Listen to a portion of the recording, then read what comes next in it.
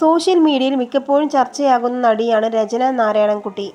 മറിമായത്തിലൂടെയാണ് രചന ശ്രദ്ധിക്കപ്പെടുന്നത്. വളരെ പെട്ടെന്ന് തന്നെ സിനിമകളിലും നല്ല വേഷങ്ങൾ ലഭിച്ചു.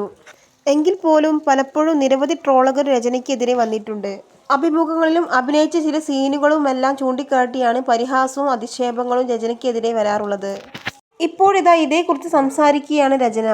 ട്രോളുകളെല്ലാം താൻ കാര്യമാക്കുന്നില്ലെന്ന് രചന പറയുന്നു. ഞാൻ എപ്പോഴും ഹാപ്പിയാണ്. ഒട്ടും വിഷമം ഇല്ല എന്നല്ല. ജീവിതത്തിലെ സാഹചര്യം അനുസരിച്ച് വിഷമം വരും.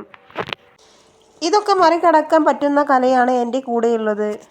നൃത്തം ഒരുപാടധികം എനിക്ക് അനുഗ്രഹമായിട്ടുണ്ട്. ഞാൻ ഇടപെടുന്ന ആളുകളും അങ്ങനെയുള്ള ആളുകളാണ്. എനിക്ക് കൂട്ടുള്ളവരും അങ്ങനെയാണ്. ഒരിക്കൽ തലവേദനയെന്ന് പിഷു പറഞ്ഞപ്പോൾ ലാലേട്ടൻ പറഞ്ഞത് തലവേദന ആസ്വദിക്കുക എന്നാണ്. എല്ലാ വേദനകളും അദ്ദേഹം ആസ്വദിക്കുന്നത് പോലെ നമുക്ക് ആസ്വദിക്കാൻ പറ്റിയില്ലെങ്കിലും ഒരു പരിധി വരെ ഇതെല്ലാം നമ്മുടെ മനസ്സിൻ്റെയാണ്. താങ്കൾ എന്നോട് എന്തെങ്കിലും മോശമായി എന്തെങ്കിലും പറഞ്ഞാൽ ഞാൻ അങ്ങനെയാവില്ല. അത് എനിക്ക് അച്ഛനും അമ്മയ്ക്കും ഏട്ടനും അടുത്തറിയാവുന്ന സുഹൃത്തുക്കൾക്കും അറിയാം. എപ്പോഴും ഒരു ജനതയെ ബോധിപ്പിച്ച് ജീവിതം മുന്നോട്ട് പോകേണ്ട കാര്യമില്ല. കമന്റ് വായിച്ചിട്ട് ഒരു ദിവസം മുഴുവൻ കിടന്ന് കരഞ്ഞ കാലം എനിക്കുണ്ടായിരുന്നു. പക്ഷേ ഇതല്ല, ഒരുപാട് കാര്യങ്ങൾ എനിക്ക് ചെയ്യാനുണ്ടെന്ന് ഞാൻ തിരിച്ചറിഞ്ഞു. അപരിചിതരെ കണ്ടാൽ കുരയ്ക്കുന്നത് പട്ടികളാണെന്ന് പറയും. വേദനിപ്പിക്കാൻ പറയുന്നതല്ല. എന്നെ അറിയാത്ത ആൾക്കാർ എന്നെക്കുറിച്ച് എന്തൊക്കെയോ പറഞ്ഞുണ്ടാക്കുന്നു. അതിൽ ഞാൻ ആശങ്കപ്പെടേണ്ടതില്ല. ജീവിതം മനോഹരമാണ്. എൻ്റെ ജീവിതം കുറച്ചുകൂടി മനോഹരമാണെന്ന് എനിക്ക് തോന്നിയിട്ടുണ്ട്.